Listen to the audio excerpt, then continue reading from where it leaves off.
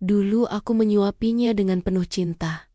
Tapi hari ini, putri kandungku melemparkan sekantong sampah tepat ke wajahku saat dia mengusirku dari rumah sendiri di pinggir jalan yang dingin. Aku membuka kantong itu dan menemukan sesuatu yang membuat jantungku hampir berhenti. Buku tabungan senilai 10 miliar rupiah dan sepucuk surat rahasia dari almarhum suamiku. Apa sebenarnya rencana suamiku di balik semua kehancuran ini? Sebelum melanjutkan ceritanya, mari tuliskan di komentar dari mana kamu menonton video ini. Semoga yang sudah subscribe channel Hakikat Cerita, kami doakan dimudahkan urusannya, dilancarkan rezekinya, disehatkan badannya, dan dikabulkan semua doanya. Amin. Mari kita mulai ceritanya. Udara di dalam ruang tamu itu terasa sangat tipis dan menyesakkan bagi Aminah. Wanita tua itu duduk di tepi kursi jati yang sudah mulai kusam. Memilin ujung mukenanya dengan tangan yang gemetar. Di hadapannya, Maya, putri tunggal yang ia besarkan dengan air mata dan keringat, berdiri dengan berkacak pinggang. Wajah cantik Maya kini tampak mengerikan karena amarah yang meluap-luap. Di sampingnya, Randy, sang menantu, hanya diam sambil menghisap rokok dengan gaya angkuh, seolah dialah pemilik sah rumah ini.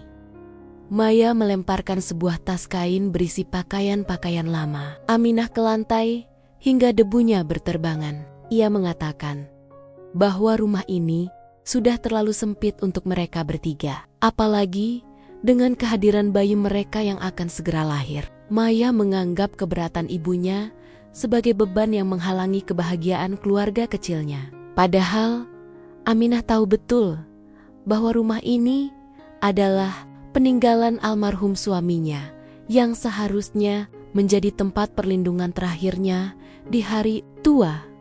Suara Maya melengking tinggi saat ia menuduh ibunya hanya menjadi benalu yang menghabiskan uang belanja. Randy menimpali dengan nada dingin bahwa mereka sudah menyiapkan tempat yang lebih layak, yang ternyata hanyalah sebuah gubuk kontrakan sempit di pinggiran kota. Aminah hanya bisa terdiam dengan dada yang terasa sesak luar biasa. Ia tidak menyangka bahwa kasih sayang yang ia berikan selama puluhan tahun dibalas dengan pengusiran yang begitu kejam dan tidak manusiawi.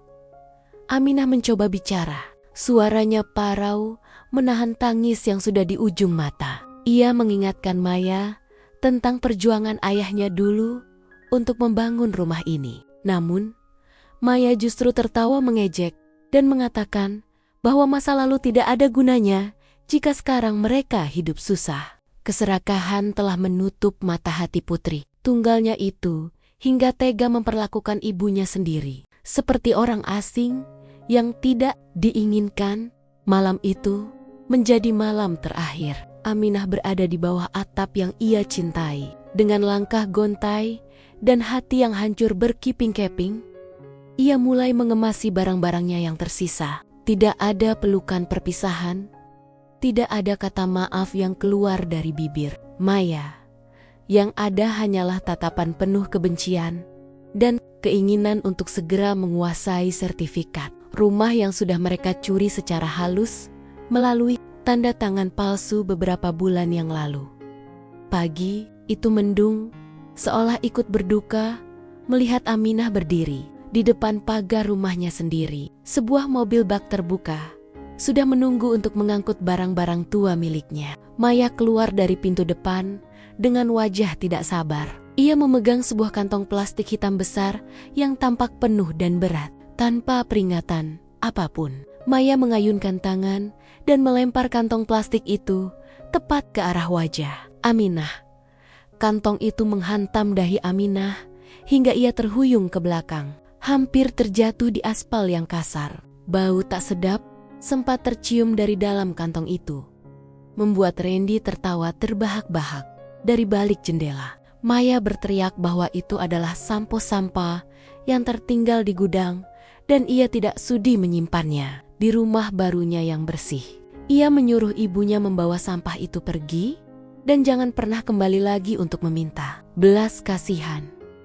Aminah memungut kantong plastik hitam itu dengan tangan gemetar. Air matanya jatuh, membasahi plastik yang kotor itu. Ia merasa harga dirinya sudah dinokinjek sampai ke titik terendah oleh darah dagingnya sendiri. Orang-orang di sekitar lingkungan itu hanya bisa menatap dengan iba tanpa berani ikut campur karena watak Maya yang terkenal kasar. Aminah naik ke atas mobil bak, duduk di antara kasur tipis dan lemari kayu yang sudah reot, menjauh dari kenangan manis yang kini berubah menjadi pahit. Selama perjalanan menuju kontrakan sempitnya, Aminah hanya memeluk kantong sampah itu. Ia merasa ini adalah simbol dari hidupnya sekarang.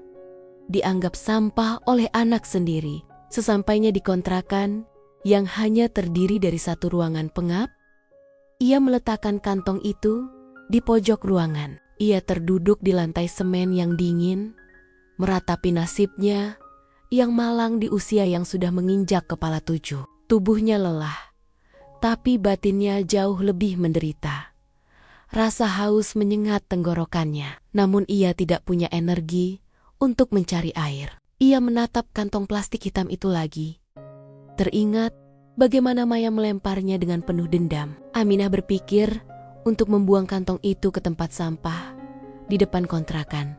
Namun ada sesuatu yang aneh. Kantong itu terasa terlalu berat untuk sekadar berisi sampah dapur atau kertas bekas. Rasa penasaran mulai mengusik hatinya yang sedang berduka. Dengan sisa tenaga yang ada, Aminah membuka ikatan kantong plastik hitam itu. Tangannya merogoh ke dalam, melewati tumpukan kain perca dan koran bekas yang sengaja diletakkan di bagian atas untuk menyamarkan isinya. Di dasar kantong, ia menemukan sebuah kotak besi kecil yang terkunci rapat. Ia ingat kotak itu. Itu adalah kotak milik suaminya, Pak Darmono, yang katanya berisi perkakas tua. Aminah mencari kunci di sela-sela lipatan kain dan menemukannya terikat pada sebuah kalung perak. Saat kotak itu terbuka, jantung Aminah berdetak kencang hingga ia merasa sulit bernapas. Di dalamnya bukan berisi perkakas, melainkan belasan buku tabungan atas nama dirinya yang belum pernah ia lihat sebelumnya. Ia membuka salah satu buku dan matanya terbelalak melihat angka 0 yang berderet sangat panjang. Jika dijumlahkan dari seluruh buku tabungan itu, totalnya mencapai 10 miliar rupiah. Sebuah angka yang tidak pernah ia bayangkan seumur hidupnya. Di bawah tumpukan buku tabungan itu, terdapat selembar surat dengan tulisan tangan Pak Darmono yang sangat ia kenali. Surat itu bertanggal setahun sebelum suaminya meninggal dunia. Pak Darmono menuliskan bahwa ia tahu sifat asli Maya yang mulai terpengaruh oleh gaya hidup mewah dan pergaulan buruk. Ia sengaja menyembunyikan uang hasil penjualan tanah, warisan leluhurnya ini, agar tidak habis di tangan Maya yang serakah. Suaminya berpesan dalam surat itu bahwa jika suatu saat Maya membuang Aminah seperti sampah, maka saat itulah Aminah harus menggunakan uang ini untuk melindungi dirinya sendiri. Pak Darmono seolah sudah meramalkan kekejaman yang akan dilakukan putri mereka. Surat itu juga berisi instruksi tentang seorang pengacara kepercayaan yang sudah dibayar untuk membantu Aminah mengurus segala hal. Secara hukum, jika saat itu tiba, Aminah memeluk surat itu sambil menangis sejadi-jadinya. Bukan karena uang 10 miliar itu, melainkan karena rasa cinta suaminya yang begitu besar melampaui kematian. Ia merasa tidak lagi sendirian di dunia yang kejam ini. Kekuatan baru mulai tumbuh di dalam hatinya yang hancur. Ia menyadari bahwa Tuhan telah memberikan jalan untuknya berdiri tegak kembali dan memberikan pelajaran berharga kepada Maya yang telah kehilangan kemanusiaannya. Di rumah besar yang baru saja mereka kuasai sepenuhnya, Maya dan Randy hidup dengan penuh kesombongan. Mereka menjual sebagian perabot lama milik Aminah dan menggantinya dengan barang-barang bermerek yang mahal. Maya merasa sudah menang. Ia merasa dunia ada di genggamannya sekarang, karena tidak ada lagi ibu tua yang cerewet mengingatkannya tentang hemat atau ibadah. Ia mulai mengundang teman-teman sosialitanya untuk berpesta setiap malam di rumah itu. Namun, di balik kemewahan itu, Randy mulai menunjukkan sifat aslinya yang malas dan suka berjudi. Ia mengira harta yang mereka dapatkan dari menjual asit-asit kecil ibunya akan bertahan selamanya. Utang-utang Randy di luar sana mulai menumpuk, dan ia mulai mendesak Maya untuk mencari tahu apakah Aminah masih punya simpanan lain. Mereka menyesali mengapa kemarin mereka melempar kantong sampah itu begitu saja tanpa memeriksa isinya terlebih dahulu. Khawatir ada surat berharga yang tertinggal, Maya mencoba mencari keberadaan Aminah, bukan karena rindu, melainkan karena rasa haus akan harta yang belum tuntas. Ia mendatangi kontrakan sempit ibunya, namun ia terkejut melihat ibunya tidak ada di sana. Tetangga sekitar mengatakan bahwa Aminah sudah pindah sejak 2 minggu yang lalu dijemput oleh mobil mewah. Maya merasa geram. Ia berpikir ada orang kaya yang merasa kasihan dan memungut ibunya. Ia tidak pernah membayangkan bahwa ibunya adalah pemilik dari kemewahan itu sendiri. Sikap Randy menjadi semakin kasar kepada Maya saat uang di tabungan mereka mulai menipis untuk membayar cicilan mobil sport yang baru mereka beli. Pertengkaran demi pertengkaran pecah di rumah yang dulu tenang itu. Maya mulai merasa tertekan. Ia merindukan masakan ibunya dan suasana rumah yang hangat. Namun, egonya terlalu besar untuk mengakui kesalahan. Ia justru menyalahkan ibunya atas kesialan yang mulai menimpa keluarganya. Sementara itu, Aminah yang didampingi oleh pengacara suaminya, Pak Baskoro, mulai melakukan langkah-langkah hukum. Ia tidak lagi menjadi wanita tua yang lemah dan mudah ditindas. Ia mengganti penampilannya, bukan untuk pamer, tapi untuk menunjukkan martabatnya. Ia membeli sebuah rumah yang jauh lebih layak, namun tersembunyi, memantau setiap pergerakan Maya dan Randy dari kejauhan, menunggu saat yang tepat untuk memberikan kejutan yang akan mengubah hidup mereka selamanya. Aminah sengaja muncul di sebuah mall mewah, tempat Maya sering menghabiskan waktu. Ia mengenakan pakaian yang elegan, namun tetap bersahaja. Berjalan dengan dagu tegak, didampingi oleh seorang asisten pribadi. Ketika Maya melihat ibunya dari kejauhan, ia hampir tidak mengenali sosok itu. Maya berlari mengejar dan mencegat Aminah dengan wajah penuh keheranan, sekaligus kecurigaan. Ia bertanya dari mana ibunya mendapatkan semua kemewahan ini. Aminah hanya tersenyum tipis, sebuah senyuman yang belum pernah Maya lihat sebelumnya. Ia mengatakan bahwa Tuhan tidak pernah tidur dan selalu memberi rezeki kepada orang yang teraniaya. Aminah sengaja memancing rasa penasaran Maya dengan menyebutkan bahwa ayahnya meninggalkan sesuatu yang jauh lebih besar dari sekadar rumah tua itu. Mata Maya langsung berbinar penuh keserakahan. Ia mulai bersikap manis dan mencoba memeluk ibunya, pura-pura menyesali perbuatannya tempo hari. Randy yang ikut hadir pun langsung berubah menjadi sangat sopan. Ia bahkan mencoba mencium tangan Aminah yang dulu ia benci. Aminah membiarkan mereka masuk ke dalam permainannya. Ia mengundang mereka ke sebuah kantor mewah dengan alasan ingin membicarakan warisan tambahan. Di sana, ia memperlihatkan salinan buku tabungan dengan angka 10 miliar yang sengaja ia sensor sebagian, membuat Maya dan Randy hampir gila karena bayangan kekayaan itu. Aminah memberikan syarat bahwa ia akan memberikan uang itu jika Maya dan Randy bersedia menginvestasikan seluruh harta mereka sekarang ke dalam sebuah proyek perkebunan emas yang ia kelola bersama rekan bisnisnya. Tentu saja, itu adalah bagian dari rencana Pak Baskoro untuk menarik seluruh aset yang dicuri oleh Maya kembali ke tangan Aminah secara legal, tanpa berpikir panjang dan tanpa memeriksa keabsahan dokumennya. Maya dan Randy setuju untuk menjaminkan rumah dan mobil mereka.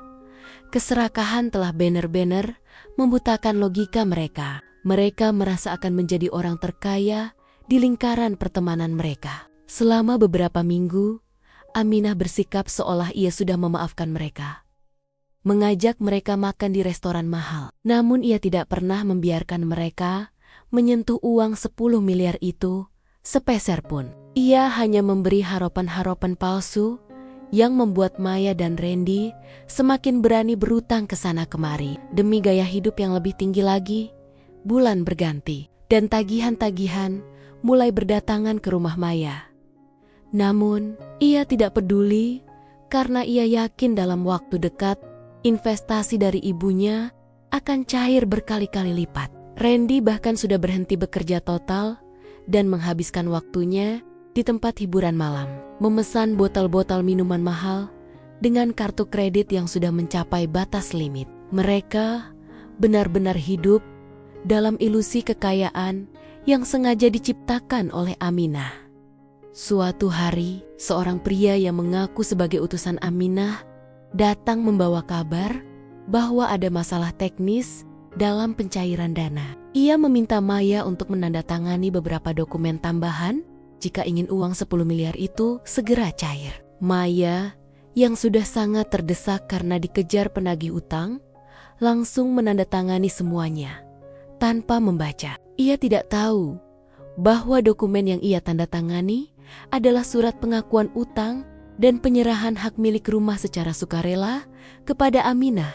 Randy mulai curiga karena Aminah tiba-tiba sulit dihubungi. Ia mendatangi kantor tempat mereka bertemu dulu, namun ternyata kantor itu hanyalah kantor sewaan harian yang sekarang sudah kosong. Kepanikan mulai menyerang mereka seperti badai. Maya mencoba menelepon ibunya ribuan kali.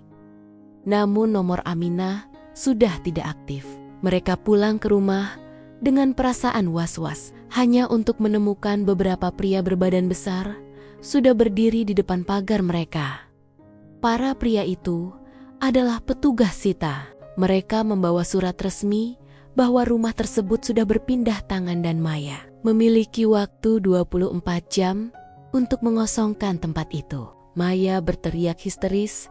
Ia mengatakan bahwa ini rumahnya, peninggalan ayahnya. Namun petugas itu menunjukkan bukti tanda tangan Maya sendiri di atas materai. Randy mencoba melawan, namun ia justru diseret karena ternyata ia juga terlibat dalam pemalsuan tanda tangan aset Aminah sebelumnya yang kini dilaporkan balik.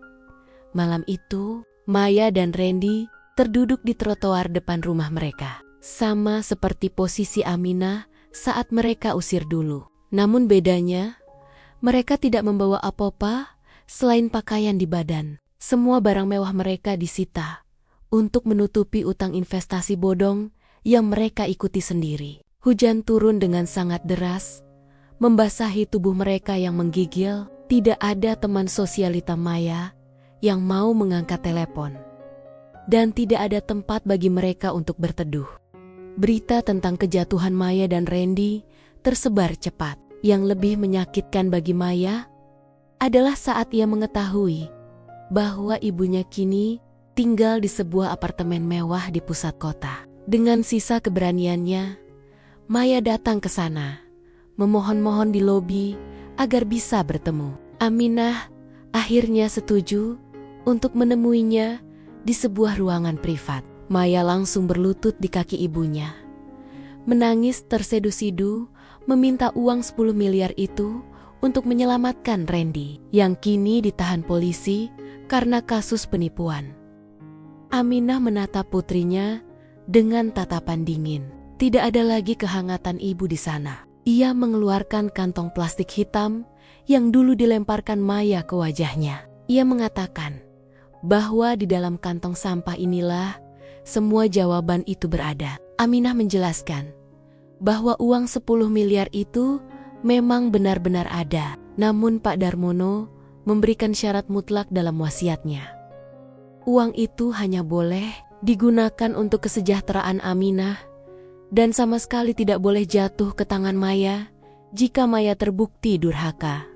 Maya tertegun. Ia merasa jantungnya berhenti berdetak. Ternyata selama ini ia memegang kunci kekayaan itu, namun ia sendiri yang membuangnya ke wajah ibunya. Keserakahannya telah menghancurkan satu Satania, jalan menuju kemakmuran yang ia impikan. Aminah menunjukkan surat dari ayahnya yang menyatakan bahwa Maya dicoret dari daftar ahli waris karena perilaku buruknya selama bertahan-tahan yang sudah dipantau dayam-dayam oleh almarhum ayahnya. Tidak hanya itu, Aminah juga menyerahkan bakti-bakti baru ke polisi mengenai keterlibatan Maya dalam membantu Randy memalsukan dokumen-dokumen tanah milik keluarga besar mereka. Maya tidak hanya kehilangan harta, tapi ia juga terancam hukuman penjara yang sangat lama. Pengacara Aminah, Pak Baskoro, masuk ke ruangan dengan surat penangkapan resmi. Maya mencoba melarikan diri, namun petugas keamanan sudah mengepung seluruh pintu keluar apartemen tersebut.